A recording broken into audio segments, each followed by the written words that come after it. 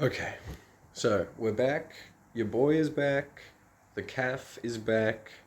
Back on the calf. And mostly this is going to be an update on the Skittles tank because it's been receiving some beautiful new additions recently. And I have a bunch of beautiful footage that I wanted some sort of excuse to show people. This is Aileen. She's doing very well. I think I've only shown her on the channel like once ever, but so mostly this is going to be a Skittles tank video with a lot of beautiful shrimp footage. But I'll do some other update stuff, some updates on my other stuff, such as beautiful Aileen here, who's about to receive a new enclosure. And you might be interested the way I do her enclosure, because it's along the same lines as most of my fish tank stuff, which is I do it very cheap and easy and natural. Yeah, let's get into it. So here is the Skittles tank from a few weeks ago, as it was before I added any new culls from my other lines. Beautiful, one of my favorite tanks in the whole house, but mostly reds and yellows, which are interesting. You know, I like reds and yellows, but I want more colors in there. I'm all about diversity here, you know? So I wanted to add more colors, which I've had the opportunity to do because I've got several other tanks that I've been adding some various new genetics in, which just really increases, I think, the beauty factor of a Skittles tank. It's like really an important thing is how much diversity you have in there. Because it's just awesome as heck. So to look at all the different colors, such as these colors, you can see here we've got chocolates, one black there, and some bright reds, some really surprisingly strong reds. And this is all from my garbage tank, as I've dubbed it. You should watch the video on that if you want to know more about the garbage tank. It's quite a weird mix of genetics, which is why I'm getting these interesting colors. And that type of red, if you're an eagle-eyed viewer, you might notice that red is actually very different from the solid red with the back stripes. Most of the big females in here are a different, I think it's painted red versus another type of red. But it's interesting. It's good to get those new genetics in there. This is an example, the best example I've gotten so far of possibly my favorite type of shrimp of all time. That is a blue-red Riley, which there's two things that I love in a shrimp that make it seem like a special, awesome shrimp to me. It's colors, more colors, contrast, with the colors and patterns. I love patterns. So you might be able to see that with blue and red and such a contrasting colors and a striking pattern like that, you might be able to tell why that is my favorite type of shrimp of all time. And that's not a really great example. That's just an example. But I'm really excited about that because that means maybe one day I'll be able to live my dreams of having a tank full of those, having a line of blue-red Rileys. That it would just be incredible, I think. And so yeah, here's some more footage. So you can see this is a few weeks after adding those culls. And still mostly red and blacks, but we're definitely getting some more diversity in. You see the little babies eating their algae off the rocks. You see we got a lower quality black female in the back there on top. You might be able to see, not right now on screen, but there's definitely some blues in there and some blacks, and there's actually a lot of red Rileys and blue-red Rileys mixed in. It's just hard to tell because this population in this tank is very, very high, which is always good. I like that because I started with, very few shrimp, and I do it very cheaply, and, it's good. It's nice to be successful at this. You can see the top-down view on the tank. Which I like. I think it's a particularly something you don't often see. People don't often show you is the top-down view of them, all the shrimp frolicking in the canopy of the Vallisneria. So the big grass is Vallisneria, Val for short, and I love how it forms a canopy up the top of the tank. You see that there?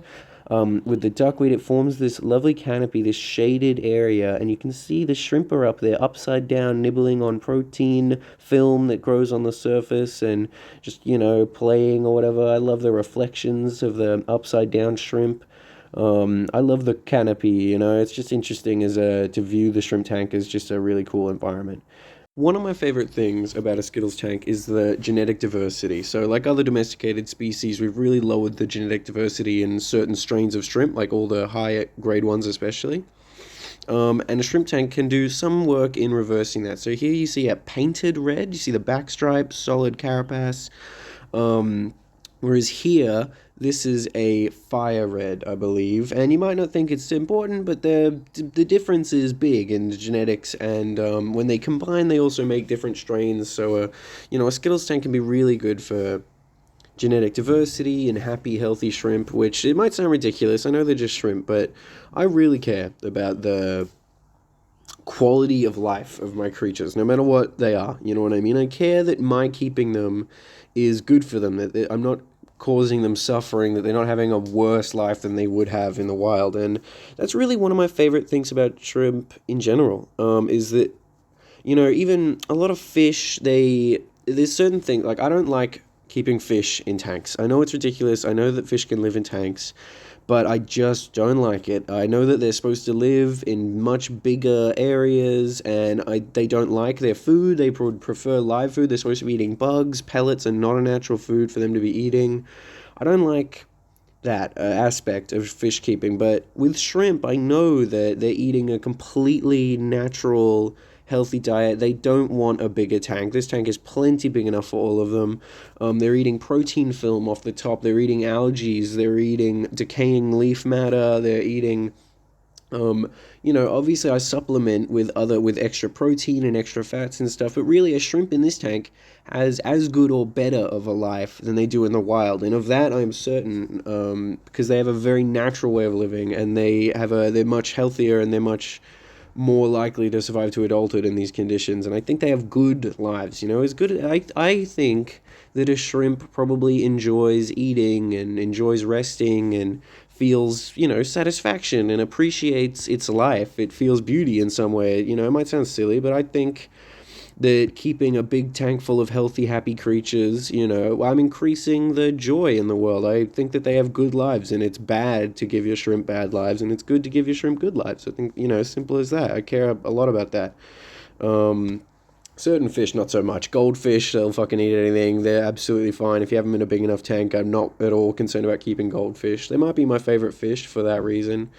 If you're feeding live foods, I think that's a much more natural way. Okay, so as much as it breaks my heart, that's all the shrimp footage I have. Moving on to Alien's enclosure.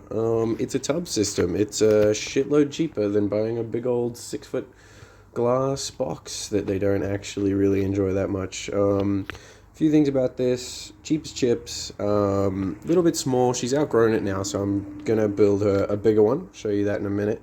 Much bigger one. But so she's got a light box and a dark box.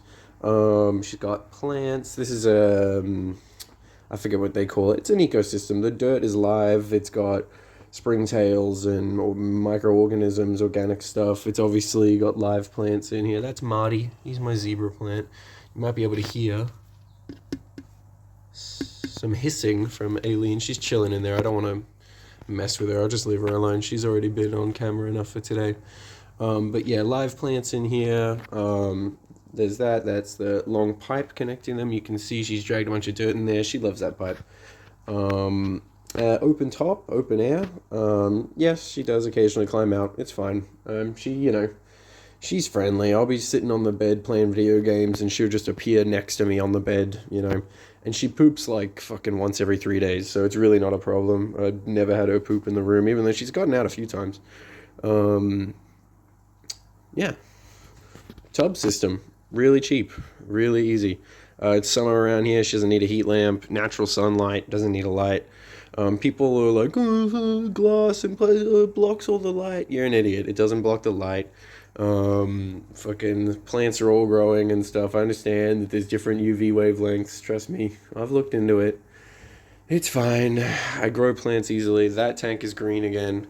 Because there's a shitload of sunlight that comes through these windows. I don't care if it fucking blocks 30%. She's in direct sunlight a lot of the day. She likes to sunbake here. She's very healthy. She's big and fat. I'll give you another look at her. She'll probably give us a hiss. Oh, she's not in there. She must be in her pipe. Still hissing at me. Yeah, she's in there. Anyway, let me show you the upgrade she's going to get. So you can see here, resting upon my bug sheets from when I was a child. This is much bigger tubs. That's going to be a pond. I'm thinking about giving her a heated pond, actually, with a little aquarium heater, but I don't trust them. They break too often. Pipe, new pipe. So yeah, these are much bigger. The dimensions on these are much larger. And it's really floor space that she wants. You can see I've drawn where I'm going to cut the holes in the roof. It's going to be open air because she seems to enjoy that. And I assume it's better for, air quality and all that sort of stuff. And I found that too much humidity is actually not good, so it's kind of a, it's a good compromise. It's going to be this. This was like cheap, easy. More than enough room for a single blue tongue. And yeah, they like it. So yeah. If you ever wondered how to keep a blue tongue without spending, half a grand on enclosures and equipment, it's that way. This is how. Tubs. Tubs, people. They do everything.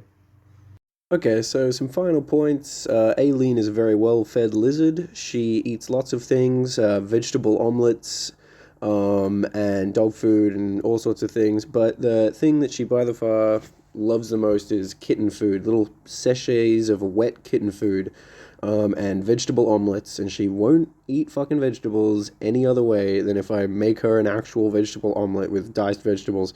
She's a spoiled lizard. She lives a good life. That's important to me, like I was saying.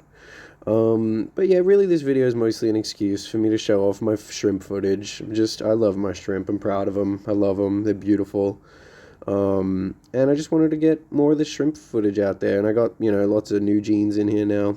If you're wondering what the big clear shrimp are, that is a native Piratia shrimp. And yeah, they live very happily alongside all the other shrimp. So if you made it this far, thank you very, very much for watching.